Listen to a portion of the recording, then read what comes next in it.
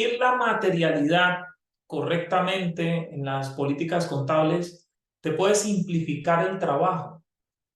Bueno, cuando nosotros revisamos el marco normativo, la definición de materialidad o de importancia relativa, nos dice que la información se considera materialmente importante cuando tiene la capacidad, su omisión o su presentación errónea tiene la capacidad de influir en las decisiones económicas que los usuarios toman a partir de los estados financieros.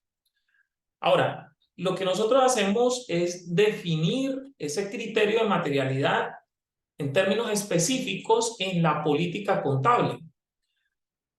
La materialidad de una empresa pyme puede ser diferente a la de otra empresa o la de una gran empresa. Es un asunto que se define teniendo en cuenta las características particulares de la empresa como tal.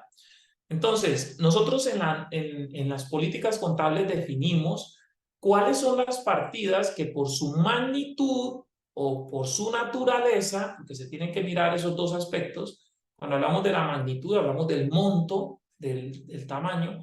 Cuando hablamos de la naturaleza, es de la capacidad que tiene de influir no solamente por el monto, sino por otras razones. Yo defino ese criterio de materialidad en la política contable. Por ejemplo, la que están viendo ustedes en pantalla, para esta empresa se definió que aquellas partidas que no superan el 1% del total de los activos o el 0,5% de los ingresos totales se consideran inmateriales. ¿Qué sucede entonces? Cuando yo tengo definida la materialidad en la política, yo puedo ahorrarme la aplicación de ciertos criterios que demandan tiempo y esfuerzo. Si nosotros leemos en la NIF Pymes, el párrafo 10.3, dice así, vamos a colocarlo por aquí, dice, si esta norma trata específicamente una transacción, suceso o condición, una entidad aplicará la norma. O sea, si hay una transacción y hay un criterio en la NIF para esa transacción, pues yo tengo que aplicar lo que dice la NIF. Sin embargo, la entidad no necesitará seguir un requerimiento de esta norma si el efecto de hacerlo no se considera materialmente importante. Entonces, por ejemplo, colegas, yo sé que la norma internacional me exige la aplicación del criterio de medición de valor presente a los pagos futuros, descontando una tasa de mercado cuando existe transacción de financiación implícita. Pero si yo le hice fue un préstamo a un empleado de 2 millones, yo estoy en una empresa que tiene 1.000 millones de activos y pues aplicar el criterio de la NIF, medir a valor presente los pagos futuros, hacer una tabla de amortización, controlar esa tabla de amortización.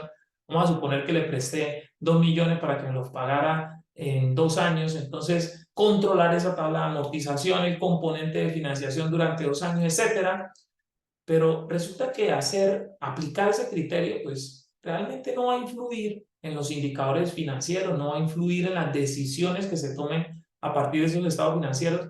Pues yo puedo exonerarme de aplicar el criterio. Entonces yo puedo reconocer esa transacción a su valor nominal. No la voy a medir a valor presente porque el efecto de hacerlo no es materialmente importante. Otro ejemplo. Cuando nosotros miramos los criterios para corregir los errores contables de periodos anteriores, la norma internacional me dice que cuando los errores son significativos, yo tengo que reexpresar las cifras de los estados financieros.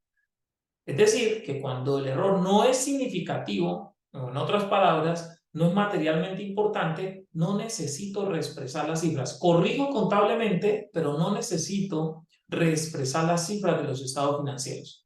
Y hay otros ejemplos. Entonces, definir correctamente la materialidad en términos específicos en la política contable me simplifica el trabajo, me ahorra el desgaste operativo que implica aplicar ciertos criterios de la norma internacional.